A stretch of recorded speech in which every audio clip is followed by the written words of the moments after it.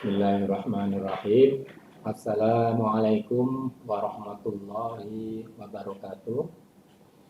Eh, Mahasiswaku sekalian, pada siang hari ini kita akan membicarakan tentang batasan ya, hukum organisasi internasional ya. Dan juga sebelumnya akan saya jelaskan tentang bagaimana hubungan antara hukum internasional dengan hukum organisasi internasional. Baik, yang pertama tentang hubungan hukum internasional dan hukum organisasi internasional. Saudara sudah mengambil hukum internasional, ya, artinya saudara saya anggap sudah tahu ya, substansinya dan materinya dan sebagainya. Ya. Terus bagaimana kaitannya dengan hukum organisasi internasional? Dalam hal ini ya kita harus tahu bahwa hukum internasional itu merupakan salah satu bidang hukum yang sifatnya itu sangat dinamis. Artinya hukum internasional itu ya harus selalu bisa mengikuti perkembangan zaman, ya karena hukum internasional tidak boleh dan tidak bisa ketinggalan ya dengan perkembangan ilmu pengetahuan maupun teknologi. Oleh karena itu, di dalam perkembangan yang sangat dinamis ini, maka ya, kemudian muncullah cabang-cabang dari hukum internasional ini. Banyak cabang hukum internasional yang kalau kita sebutkan, dan ini juga masih akan berkembang terus, ya, karena tadi harus mengikuti perkembangan ilmu pengetahuan dan teknologi. Dalam bidang wilayah misalnya ya kita akan menemukan cabang hukum internasional yaitu hukum laut internasional, hukum udara internasional, hukum ruang angkasa.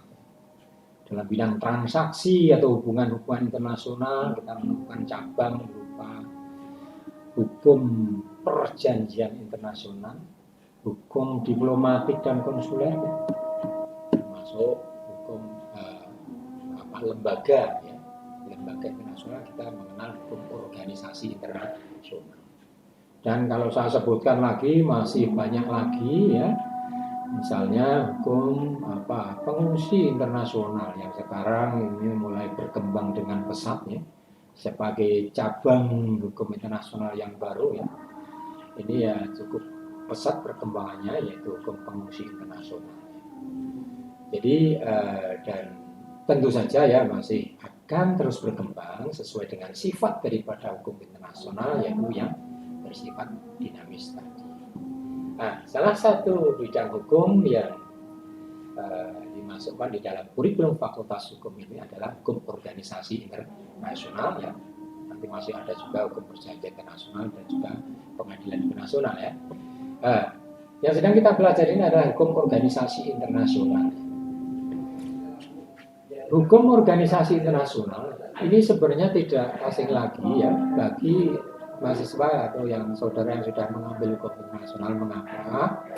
Karena di dalam hukum internasional salah satu ya hal yang perlu dipelajari itu adalah tentang subjek hukum internasional. Salah satu subjek hukum internasional yang tumbuh berkembang dengan pesat adalah organisasi internasional. Jadi inilah yang menjadi alasan mengapa hukum organisasi internasional itu dijadikan sebagai mata kuliah yang harus diberikan kepada setiap mahasiswa ya di Fakultas Hukum kita ini ya. Ini alasannya adalah bahwa hukum organisasi internasional kan salah satu subjek hukum internasional yang perkembangannya cukup pesat ya. Sehingga kalau dulu itu ketika kita bicara tentang hukum internasional ya itu bahwa negara itu merupakan satu-satunya subjek hukum internasional yang pertama dan utama, yang paling utama dan pertama. Maka ya ketika sekarang kita mengambil hukum organisasi internasional, kita bisa berkesimpulan juga bahwa organisasi internasional ya sudah bisa dikatakan sebagai subjek hukum internasional yang utama juga. Mengapa? Ya? Salah satu alasannya adalah bahwa organisasi internasional ya, ini cukup pesat perkembangannya.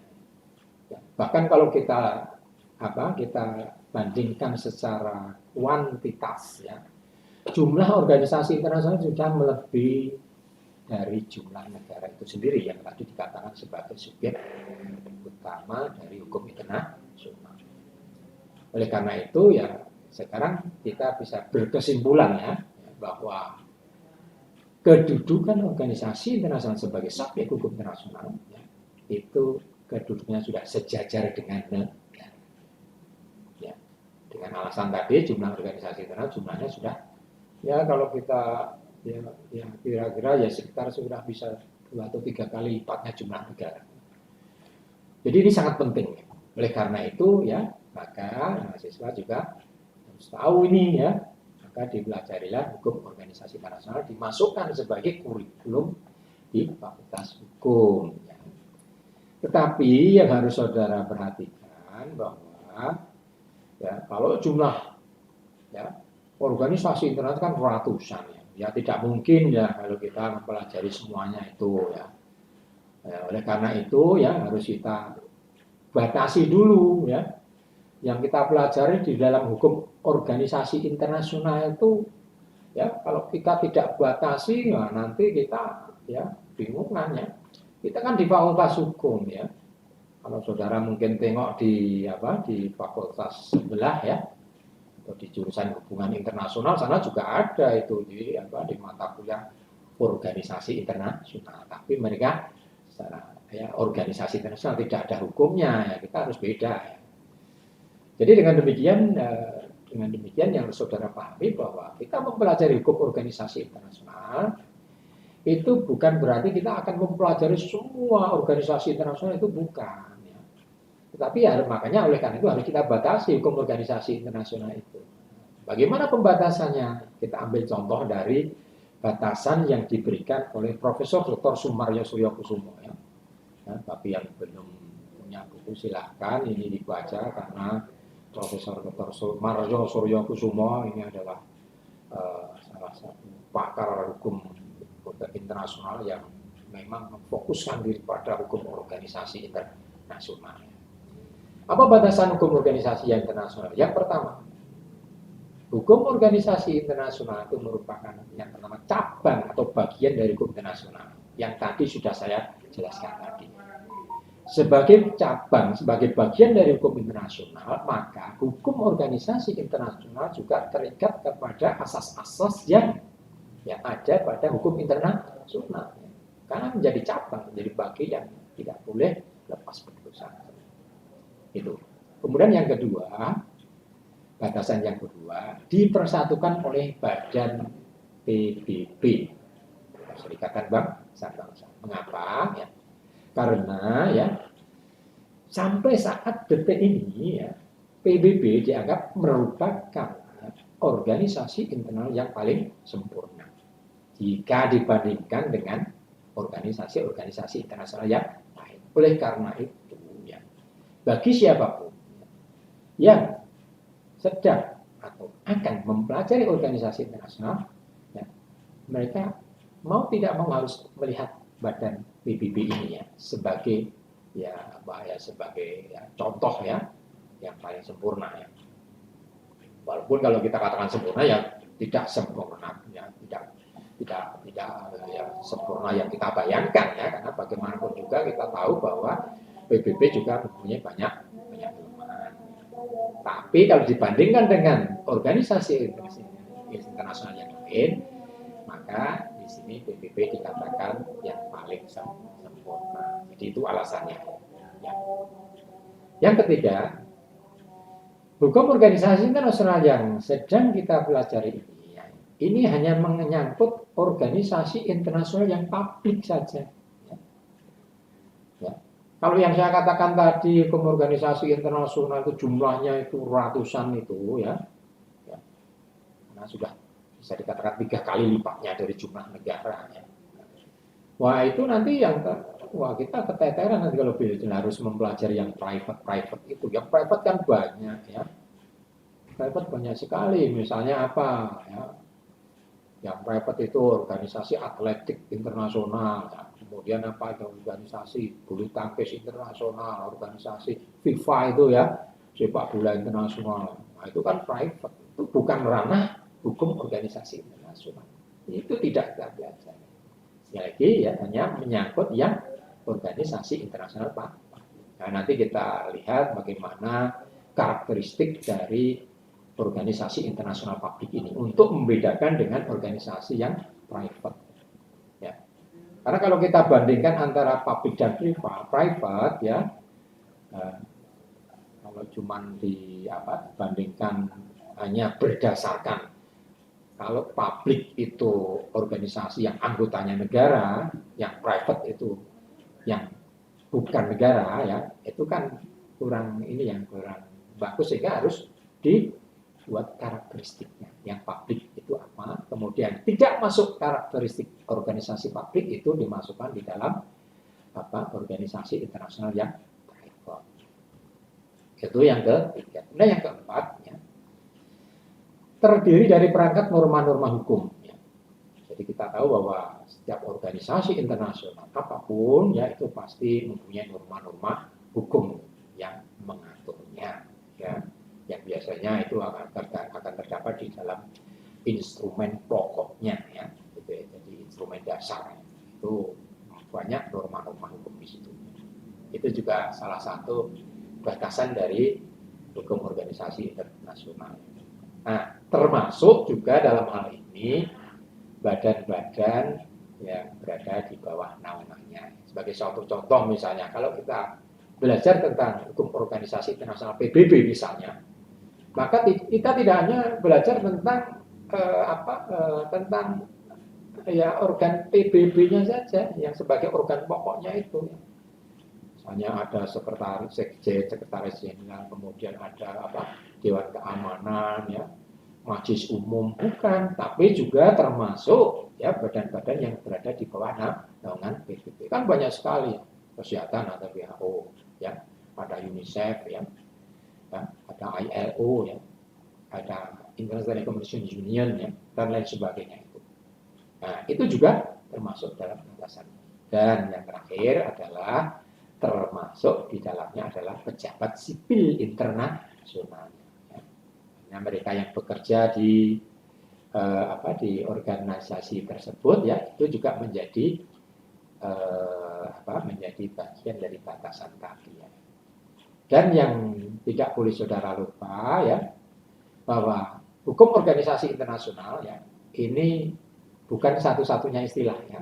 Ada istilah lain, ya, sehingga saudara nanti kalau membaca bukunya misalnya apa itu, ya, ya ada kok itu Pak pakai institusi internasional Pak, ya.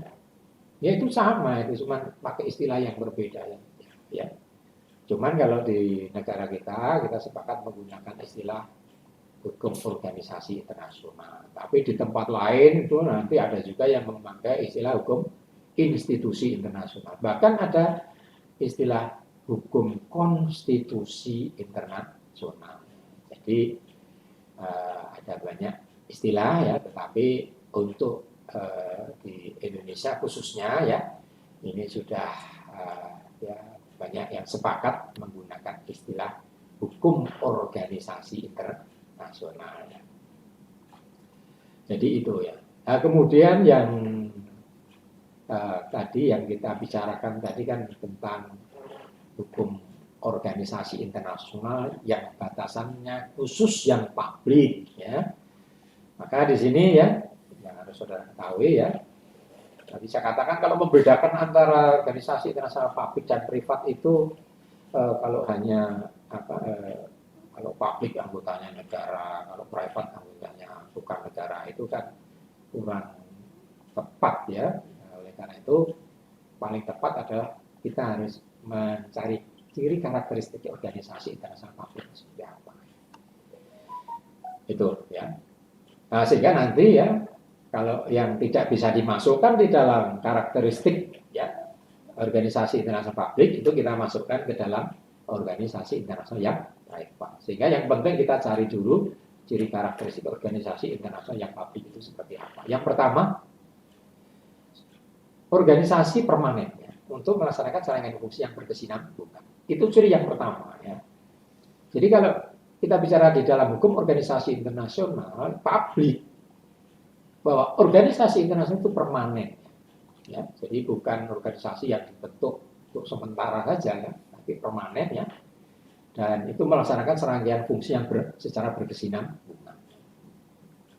Jadi secara terus-menerus, jadi apa ya, nanti kalau kita kaitkan dengan tujuan itu ada tujuan umum dan tujuan khusus. Kalau tujuan umum itu bahkan ya nanti ya apa ya akan jalan terus ya setelah berkesinambungan. Yang kedua, keanggotaannya itu sukarela.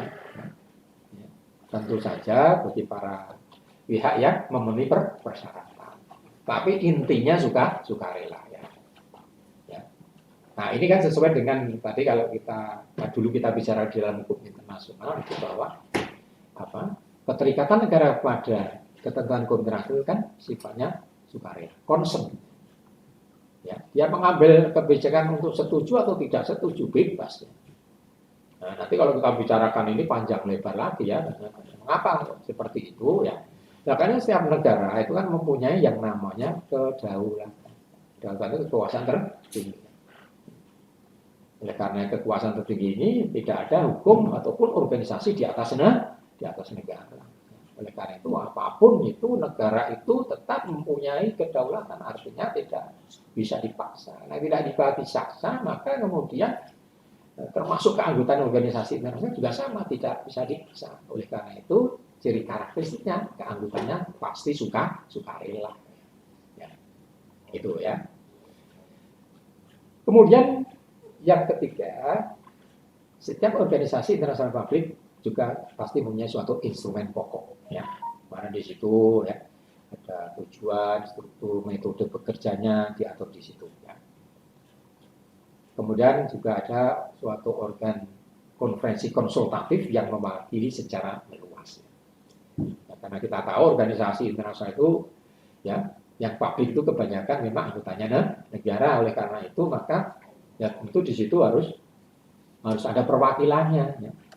Nah, perwakilannya itu di yang namanya organ konferensi konsultatif. Itu ya. Kemudian ada sekretariat tetap ya. Nah, ini sangat penting ya, karena disinilah bekerjanya organisasi internasional itu akan sangat tergantung pada sekretariat tetap ini ya. Ya, baik untuk melaksanakan administrasi, riset maupun informasi yang bersifat. Baik, saya rasa itu dulu untuk perkuliahan pada siang hari ini. Nanti kita lanjutkan pada pertemuan selanjutnya. Akhirnya, mari kita akhiri pertemuan ini dengan baca hamdalah bersama-sama. Alhamdulillahirrahmanirrahim. Billahi taufiq wal hidayah. Wassalamualaikum warahmatullahi wabarakatuh.